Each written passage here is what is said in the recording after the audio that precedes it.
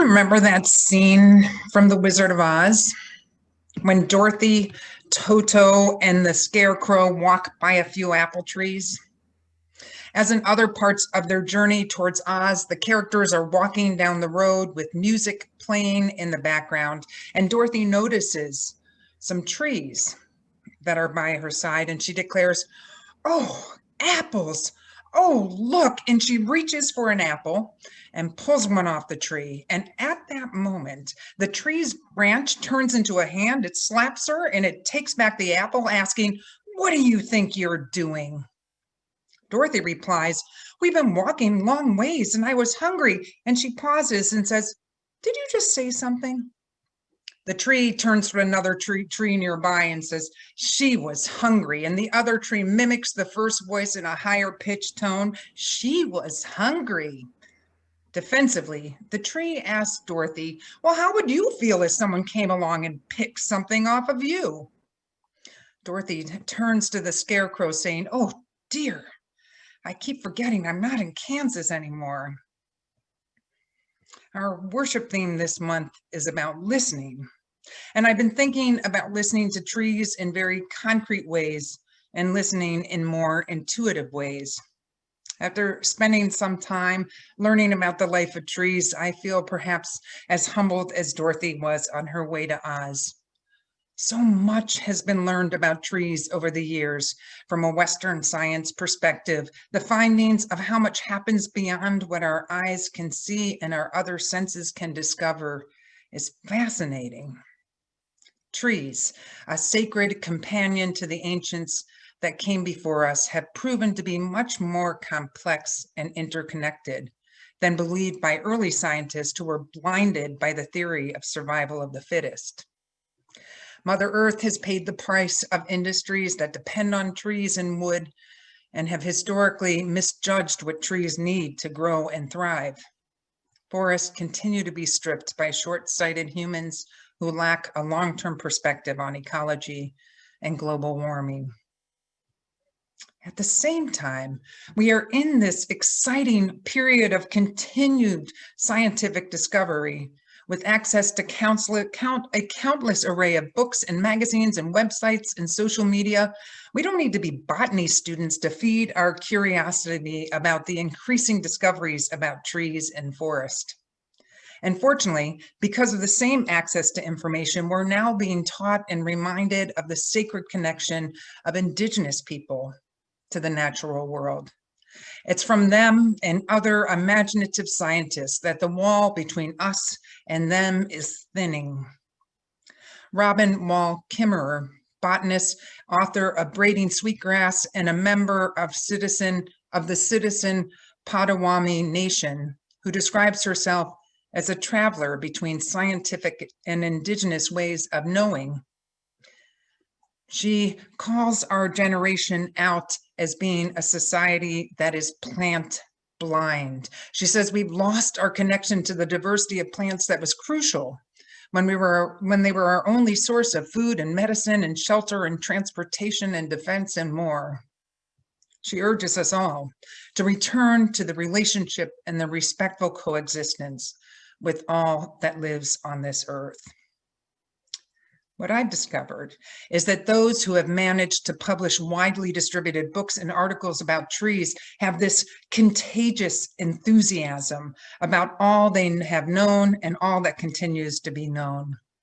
With DNA analysis and sophisticated tools that can measure all aspects of the life of trees, such as sounds and behavioral changes, we now know that trees exist connected by I'm so bad at scientific terms, mycorrhizal networks, which can now be described in great detail.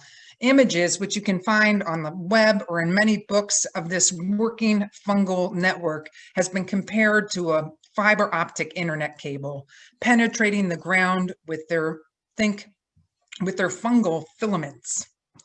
Peter Wollenben, author of The Hidden Life of Trees, describes how trees' root systems connect with this powerful network. and build communal strength and connection through it. Trees warn one another and they nurture one another by using chemicals and electrical impulses that many scientists have discovered and studied. A tree can only be as strong as the forest that surrounds it, says Wallenben, as he enters into the collective lives of trees. He scoffs at the evolutionary idea of survival of the fittest. He says, but isn't this how evolution works, you ask? The survival of the fittest? Trees would just shake their heads, or rather their crowns. Their well-being depends on community. His book, The Hidden Life of Trees, is full of pictures and texts that demonstrate how trees help one another to survive and to thrive. We humans are often limited by our own language and ideas, and it's impossible for scientists and authors to describe their observations and findings in any terms other than human ones. Words connected to families, communities, leadership, mothering, care, communication, and survival all mimic those that are used to describe humans' growth and social connection. There is a tension out there between those who see human life as separate from other species and those who see us all as intimately connected. There's also a tension between those who warn us against the inclination to anthropomorphize the life of trees to project our human characteristics onto non-human life, and those who honestly never saw a separation between humans and other species. Robin Wall Kimmerer turns to the language we use and says that it can act as an obstacle or as a way that humans center themselves in the living world. She says the real place where I sense language's transformational power is in grammar. In English, by default, we refer to maple trees and orioles and strawberries as it. Humans are the only beings that aren't referred to as it. Sometimes our companion animals escape the it category. Maybe our cars do too, she says. But in Potawatomi and the other Anishinaabe languages, we use the same grammatical forms for all living beings. She says the maple is a person. The oriole's a person. The strawberry is a person. This is the grammar of a living world. Peter Haskell contemplates a similar thought when he speaks of his past training in scientific discovery. He describes how his traditional education created a way that actually shuts things off. He says how he was taught to rely on ideas and theories found in the classroom and in research versus what can be learned and discovered when one is in relationship to trees and nature. He exclaims, I had no encouragement to go out and listen firsthand to the woods and the birds and the forest. No wonder he encourages us to pay attention to the trees within and around where we live. It's too easy to forget or to disregard our dependence on trees and the gifts that they give our lives. Kimmerer calls us plant blind without taking time to learn and notice and interact with the nature around us. She says, it's just green wallpaper most of the time for us, a backdrop to our daily lives, disconnected and taken for granted. I have to say that I come to the topic of trees with a background in humanities and not in science. So even though I read sections of books and articles about the scientific nature of trees, it was the musing of the more philosophical scientists that captured my spirit. I was enamored by an interview of David Haskell by Caiyuda Kiora, a host of a podcast called Birdsong with Caiyuda Kiora. His show explores nature-based spirituality, deep ecology, storytelling, and mythology. I commend you to look at it. I'll put it in the notes from this service. His first question to the biologist was the same that he asked all of his guests. It's sort of like Krista Tippett does in that show On Being. He asked, what is your relationship to the sacred? Haskell, a scientist, replies, "When I hear the word sacred, the first response in my mind is mystery. I think we need to approach any mystery or unknown with a certain amount of humility." He continues, "The sacred for me in my own life comes really from community and interconnection." He goes on to speak about how we transcend the self through non-human beings, trees or living water or birds, insects, the whole manifestation of life's community. And in that realm, the mystery deepens. I don't know if he's a UU, but he kind of sounds like one.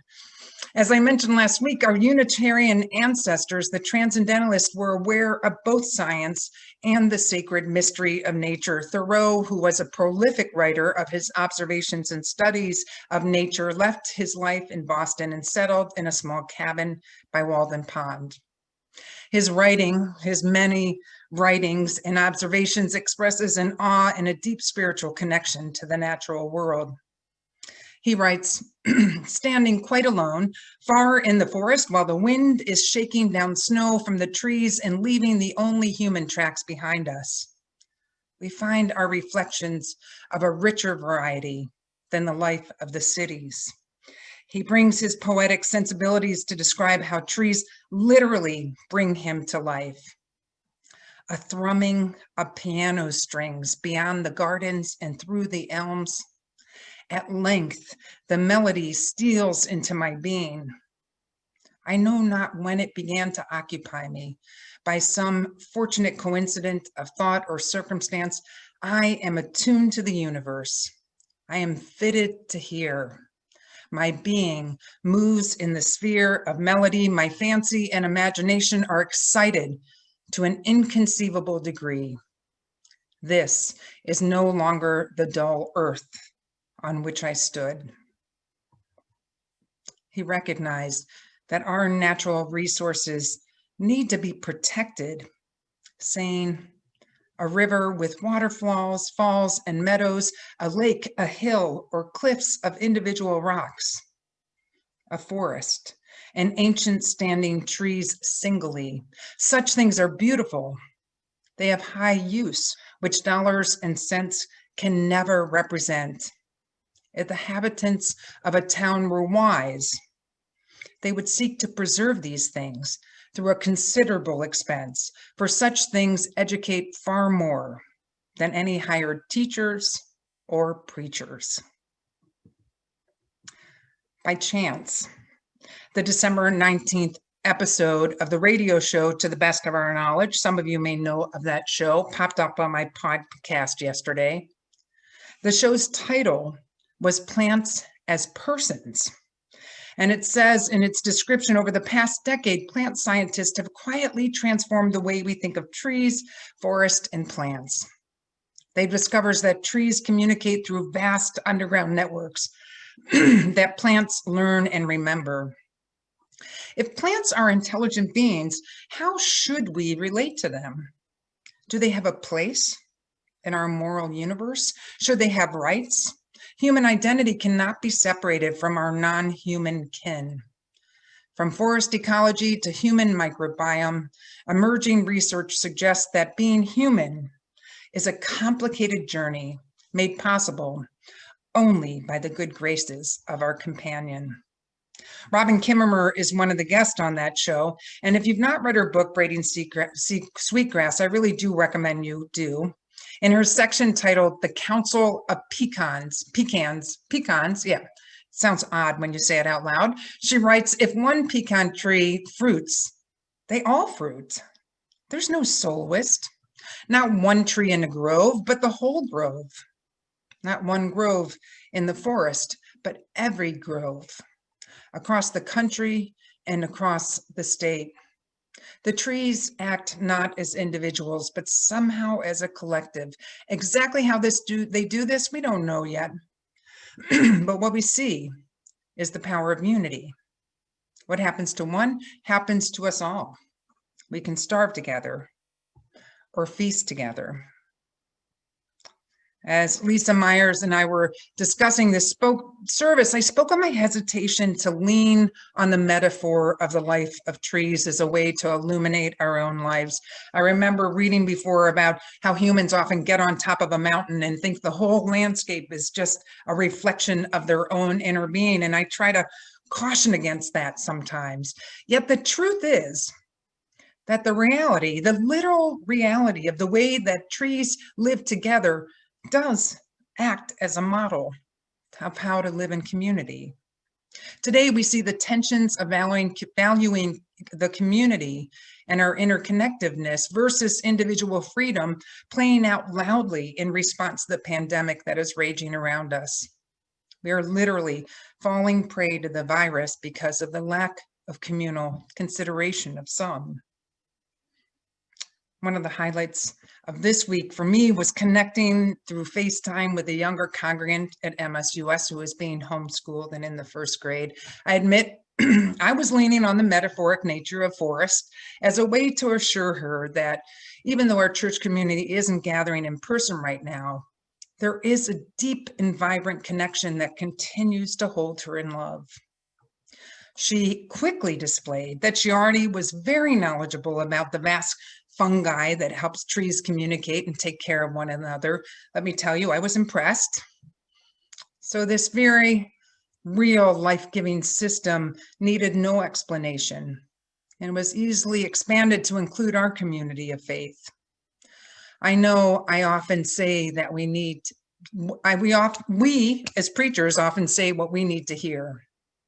Don't we all need to be reminded in this time of physical isolation that our root systems remain strong and durable throughout this turbulent time? I know I certainly do. Mystery, humility, allowing ourselves to be awed in the presence of trees and attuned to their smells and their sounds and their very slow-moving lives. Perhaps the division between us and them will become so small that more and more humans will move from seeing trees as a commodity of capitalism, instead as companions on this fragile planet. Maybe that Wizard of Oz scene isn't so far-fetched after all. In an article on the social life of forest, Ferris Jabeur paints a picture of walking in the woods with Susan Simard, who had been studying the life of trees since 1970. Simard has been up against the old school scientist who disregarded her early research on the connectivity of trees and fungi. She is a serious scientist who also has a very playful way about her. And in an old growth forest, Simard turned to Jabeur and said, "I think these trees are very perceptive of who's growing around them. I'm really interested in whether they perceive us." She continued, "Trees perceive a lot of things, so why not us too?"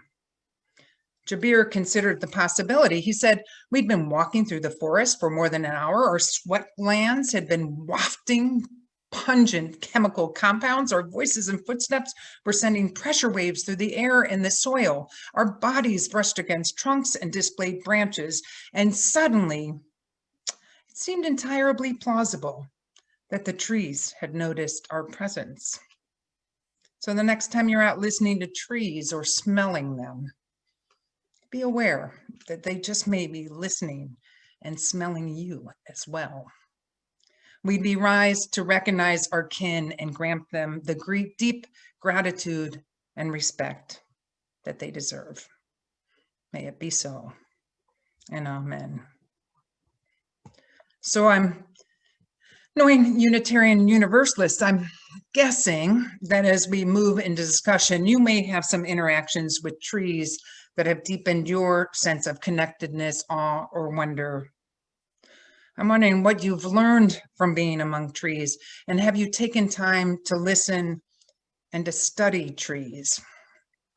Here, we can feel free to share whatever experiences we've had in the world of nature. So if anybody has anything they'd like to share or observations or even thoughts about some of what I've said today, please feel free to raise your hand and Katie will unmute you.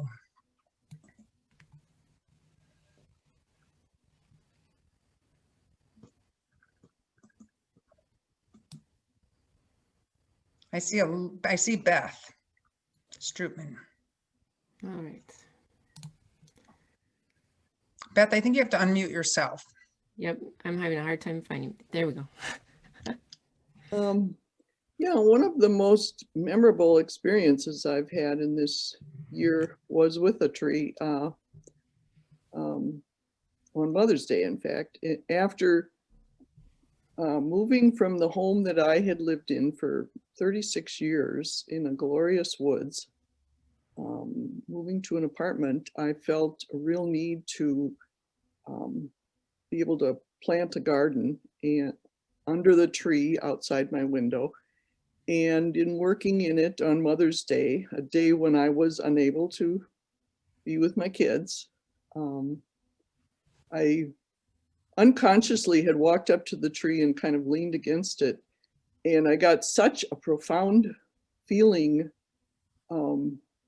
that then very intentionally wrapped both arms around it and hugged it and felt so grounded and felt like I'd gotten the hug I hadn't gotten from my kids.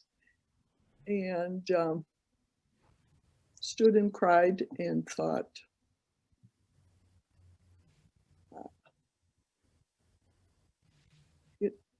it's really stayed with me. Beth, your story gives me goosebumps. I was walking with a friend the other day and she said, have you noticed how even when it's cold, bark remains warm? And I hadn't really paid attention to it, but I put my hand on a tree as we were walking and it was a cool morning and the bark was really quite warm. It hadn't had that water, moisture, kind of frozen on it or anything, but it was interesting to see. I love tree hugging. It's something we may all need to take up for now. Marilyn, were you wanting to say something? Yes, I have a profound love of trees, and when I was around 16 years of age, my father was up north and my mother went into the hospital, and a friend picked my brother and I up to go up north because at the time communication wasn't what it is now. And I thought we would rush back because my mother was in the hospital. Well, my dad had picked up 300 seedlings and we had to plant them all. And my dad said it wouldn't be in his lifetime that they would grow up to full size. They were Norway pines.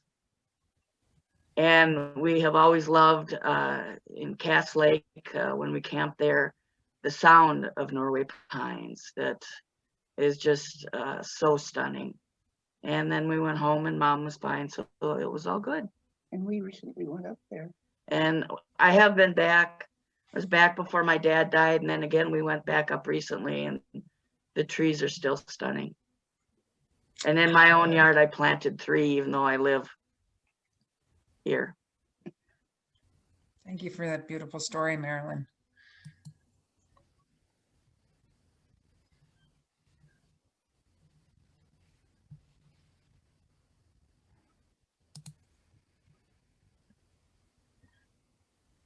We can all just leave you in the silence and awe and wonder of trees for a while. And I really do hope you consider spending time with that exercise of smelling within your own home and outside, and being intentionally in relationship with trees today.